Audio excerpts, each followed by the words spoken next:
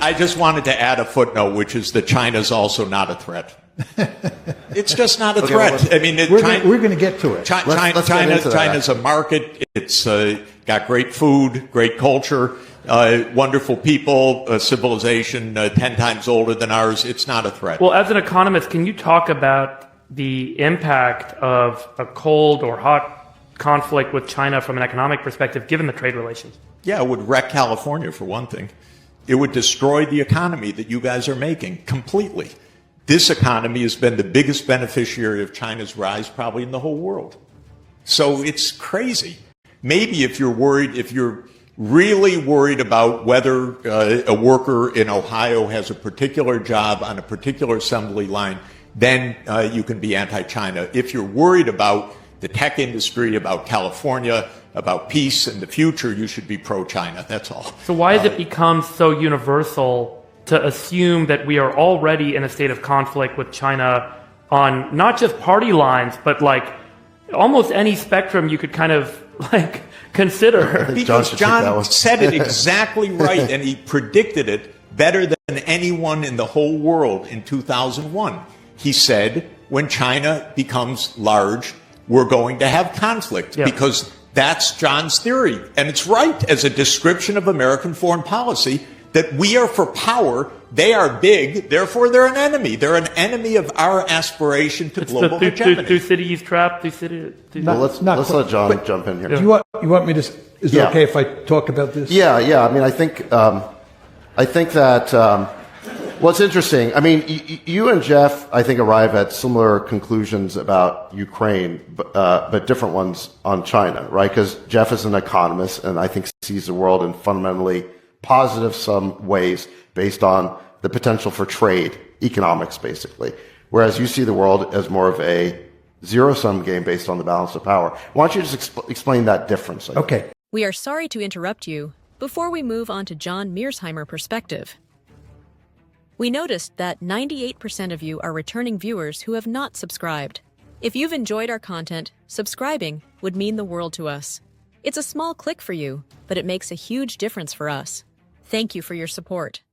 It is very important to emphasize, as David was saying, that Jeff and I agree on all sorts of issues, including Ukraine and Israel-Palestine. But we disagree fundamentally, as he just made clear, on China. And let me explain to you why I think that's the case, and then Jeff can tell you why he thinks I'm wrong. It has to do with security, whether you privilege security or survival, or whether you privilege prosperity. And economists, and I would imagine most of you in the audience, really care greatly about maximizing prosperity. For someone like me who's a realist, what I care about is maximizing the state's prospects of survival. And when you live in an anarchic system, and in IR speak, that means there's no higher authority, there's no night watchman that can come down and rescue if you get into trouble. And this is the international system. There's no higher authority. In that anarchic world, the best way to survive is to be really powerful. As we used to say when I was a kid on New York City playgrounds, you want to be the biggest and baddest dude on the block. And that's simply because it's the best way to survive. If you're really powerful, nobody fools around with you. The United States is a regional hegemon. It's the only regional hegemon on the planet. We dominate the Western Hemisphere. And what China has begun to do as it's got increasingly powerful economically is translate that economic might into military might, and it is trying to dominate Asia. It wants to push us out beyond the first island chain. It wants to push us out beyond the second island chain. It wants to be like we are in the Western Hemisphere. And I don't blame the Chinese one bit. If I was the national security advisor in Beijing, that's what I'd be telling Xi Jinping we should be trying to do. But of course, from an American point of view, this is unacceptable. And we do not tolerate peer competitors. We do not want another regional hegemon on the planet. In the 20th century, there were 4 countries that threatened to become regional hegemons like us: Imperial Germany, Imperial Japan, Nazi Germany, and the Soviet Union. The United States played a key role in putting all 4 of those countries on the scrap heap of history. We want to remain the only regional hegemon in the world. We are a ruthless great power. Never want to lose sight of that fact. And the end result of this is you get an intense security competition between China and the United States. And it revolves around the concept of security, not prosperity. I think this is... Just very quickly, what you see beginning to happen is that it's in all domains where the competition takes place, especially high tech. We do not want them defeating us in the high tech war. We are competing with them economically. We are competing with them militarily. And this is because the best way to survive is for us, the United States of America, to be the only regional hegemon on the planet. So, Jeff, let me set it up for Jeff here. So, Jeff, you and John, I think, agree that the game on the board is power seeking. I think what John is saying is there are smart ways and dumb ways to pursue power. Containing China is a smart way. What we're doing in Ukraine is a dumb way. Whereas it seems like you're saying that all power-seeking behavior is bad. That's not the game we should be playing. We should somehow opt out of that. Is that kind of where you're going? It's not a bad way to say it, but I would put it in another way. I read a very good book, John's, and John described. I'm going to quote him, but he can quote himself afterwards. He said that the regional hegemons don't threaten each other, actually. Why? Because we have big ocean in between. I deeply believe that China is not a threat to the United States. And I deeply believe the only threat to the United States, period, in the world, given the oceans, given our size, and given the military, is nuclear war.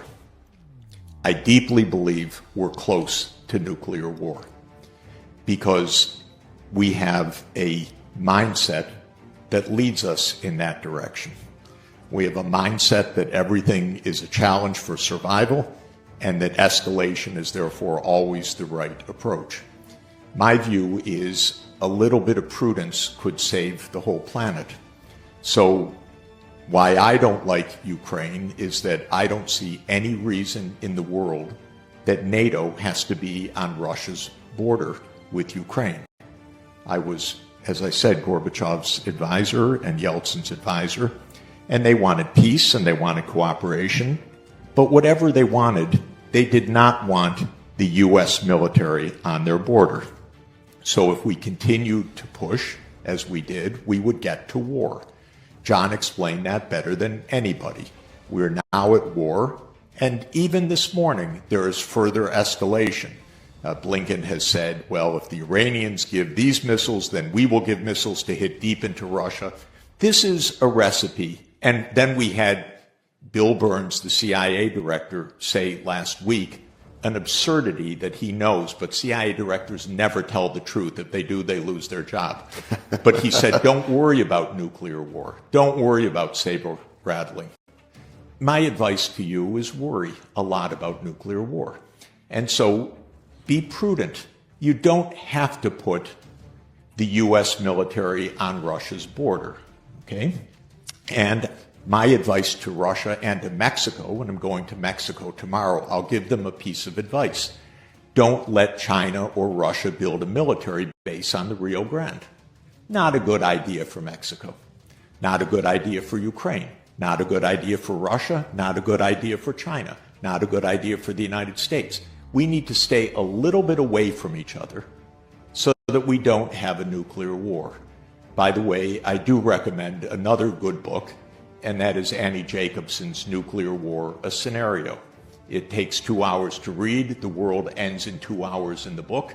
And it's a very persuasive guide that one nuke can ruin your whole day, as they say.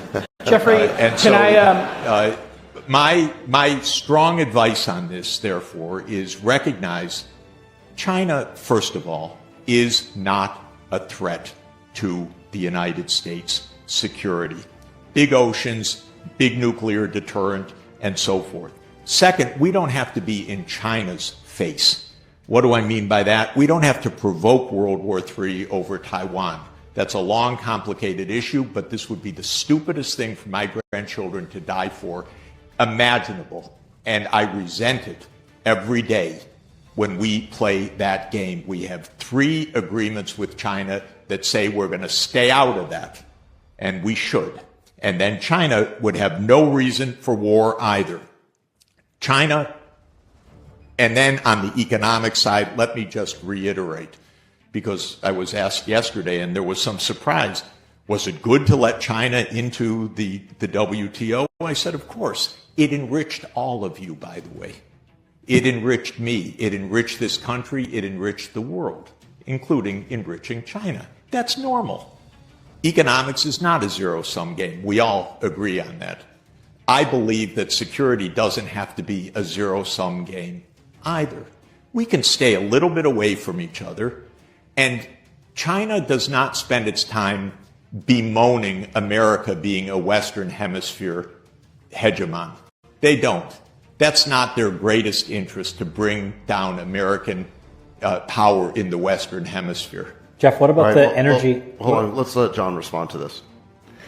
Just very quickly, most of you have probably never asked yourself the question, why is the United States roaming all over the planet, interfering in every country's business? It's in part because it's so powerful, but it's also because it's a regional hegemon, which means we have no threats in the Western Hemisphere, so we are free to roam.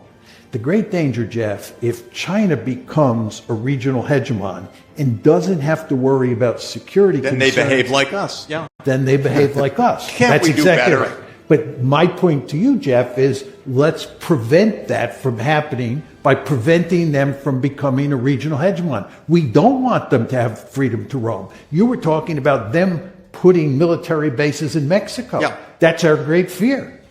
It's not my great fear. They have no interest in doing so because they don't want to get blown up either. So they do seem to have a big interest, Jeff, in Africa, India, Russia, and they I'm are. sorry, say it again. China has a major doesn't interest. have military bases there. Well, they're building nuclear power plants and trade, and they're building debt that's a big loads with difference. those I'm countries. all in favor of that. Let's go compete that way. I'm all in favor of that. But Jeff, that's because they're not a regional hegemon yet. Yeah, if you try to prevent them from being a regional hegemon, we're going to end up in World War III because, as you say yourself, that this can absolutely spill over into war. I don't want it to spill over into war on the theory that maybe someday they behave differently. That's not a good theory for me.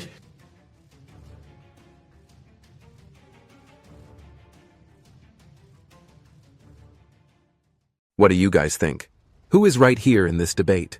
Please leave your comment below. We would love to hear from you. Thank you for making it this far. If you like this video, you might want to share it with a like-minded friend. Thank you, and as always, stay blessed.